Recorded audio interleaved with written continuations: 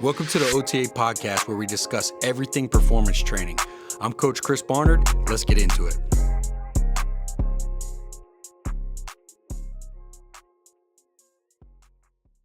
Yo, what's going on, guys? Welcome back to the OTA podcast. I'm your host, Coach Chris Barnard. And for today's video, I wanted to make this a little bit more to show a little bit of love and also some books that have greatly influenced me. So what I want to go over is the best 7, I only pulled out 7 books that I think highly impacted for sports performance coaches. These are books, and the only reason why I chose these 7 is simply because these are books that I constantly go back and reference, and I find myself looking back. So if you see behind me, maybe you can't, and you probably don't see obviously my home office, but I have hundreds of books pertaining to strength, speed, power.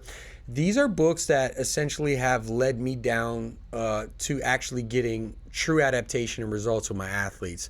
So it's not to say those other ones didn't, but these are training principles that have pulled from that essentially make up overall our OTA method, if you will.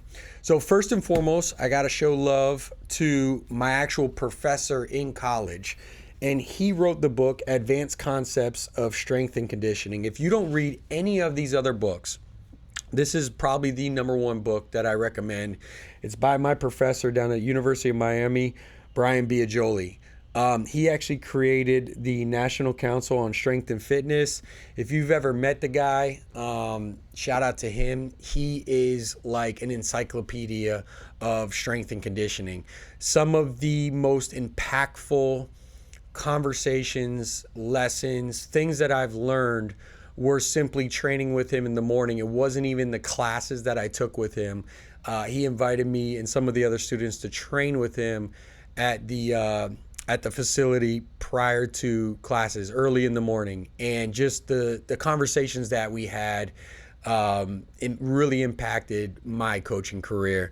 But I will say that this book kind of furthers those conversations. And anytime I have a question or need to go reference something, this book literally covers every single thing. So I think this is the number one for me that influences me again.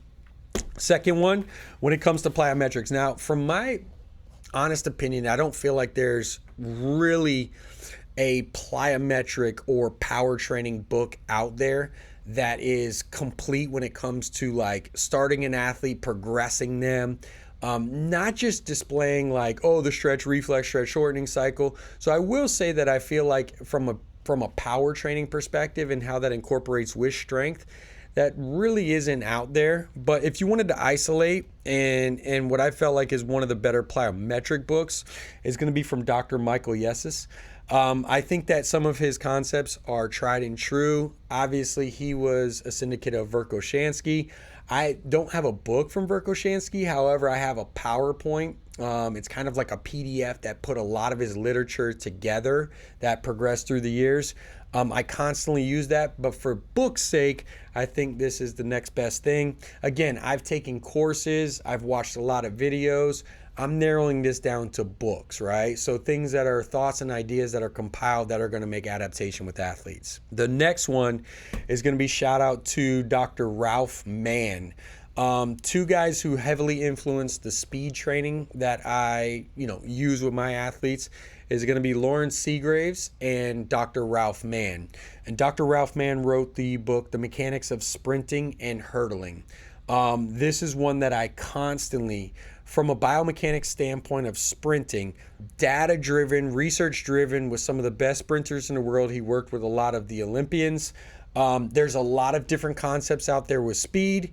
There's a lot of different ways. That's why coaching is an art, not a science, of how a lot of guys out there online. There's amazing coaches out there teaching speed.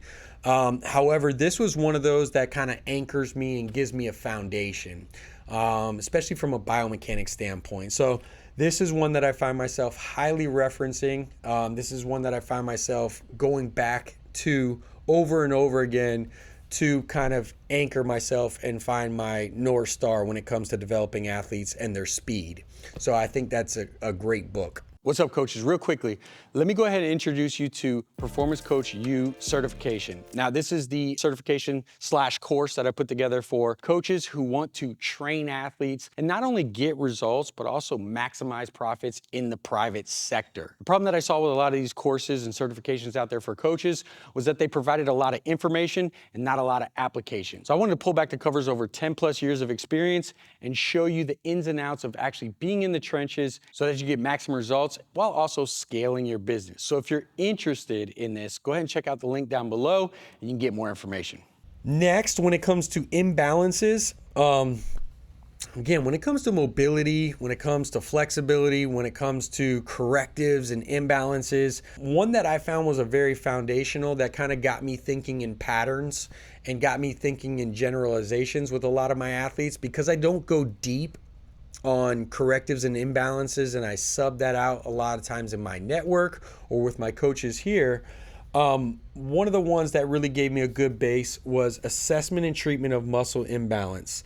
And this is the Yanda approach. So Dr. Vladimir Yanda, and he talks a lot about upper cross and lower cross and how us today in society, right, because of the things that we do in society, right, in our society, whether it be sitting or things like that, he kind of gives you a more basic broad stroke overview of the common imbalances that you're going to see with our athletes these days. So I think it's a really good book from a general overview.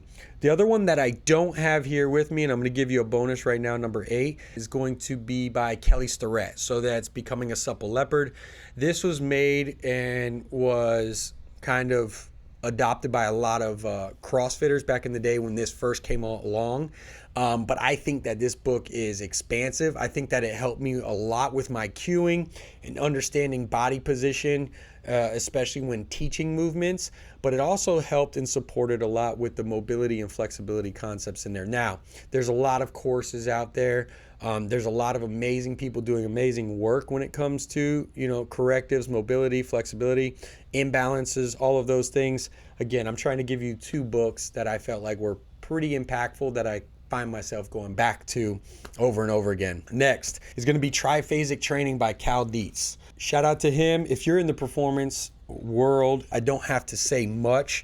This made a huge influence. I mean, I started doing triphasic way back when I was trying to go for my vertical goal. I first got put onto this by a professional strongman. He was using it in competition to compete in strongman, and we had a conversation. It was a mutual friend. He put me onto it because I basically plateaued at about 40 inches on my vertical. And I went ahead and read this book and applied concepts. And at first it was like, I read, I understand, I go do it, and then I retweak and do it. And it took me about 2 to 3 times, but I was able to reach a 44-inch vertical when I peaked myself out. So that to me, ultimately knowing that I was stuck at that 40 for quite some time, and then this level of speed, strength, speed, new dynamic way of lifting through resistance training was able to really elevate me to the next level, and really being able to stress each modality independently.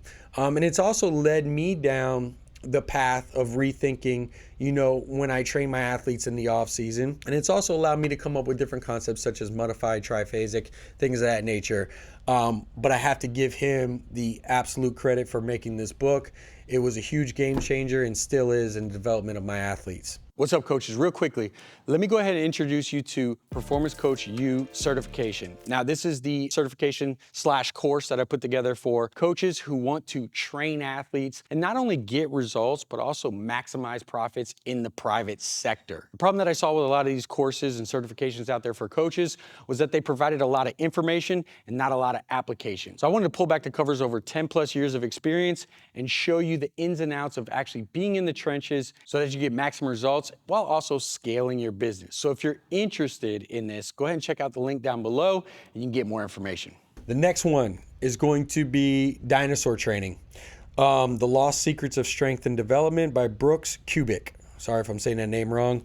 I think that from a strength training standpoint, I think that we tend to overcomplicate with our athletes. Now, I'm saying that kind of contradicting myself on the triphasic training. Realize when I think of triphasic training, the big general concept is like stressing those isometric, those eccentric, those concentric modalities independently. Whereas, like, I know they go hand in hand with resistance, but I also stress those on the power side. When it comes to dinosaur training, this is the opposite side of the spectrum. And I think that when it comes to athletes and you're really stressing them in the off season, I feel like, we use very complex and complicated ways to just elevate their absolute strength when it doesn't have to be. Now, when it comes to developing the mechanisms within the muscle, when it comes to developing the elastic strength, all of that can get a little bit more complex. But if you're taking like a high school or youth or even a collegiate athlete, even my professional athletes, and you need to just simply progressive overload and get back to the basics, the meat and potatoes, I think that this is a good one to kind of anchor you down to the simplicity.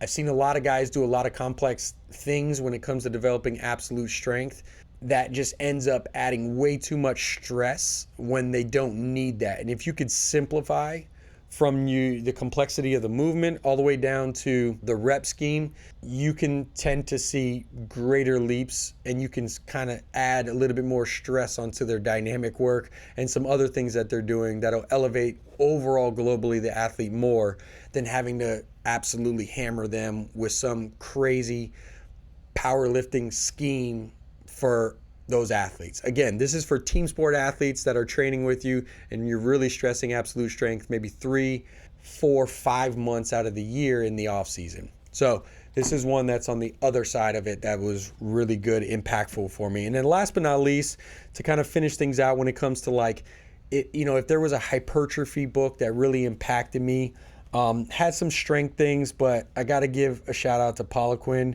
on the Poliquin Principles, Successful Methods for Strength and Mass Development. He, to me, was one of those guys that thought outside the box.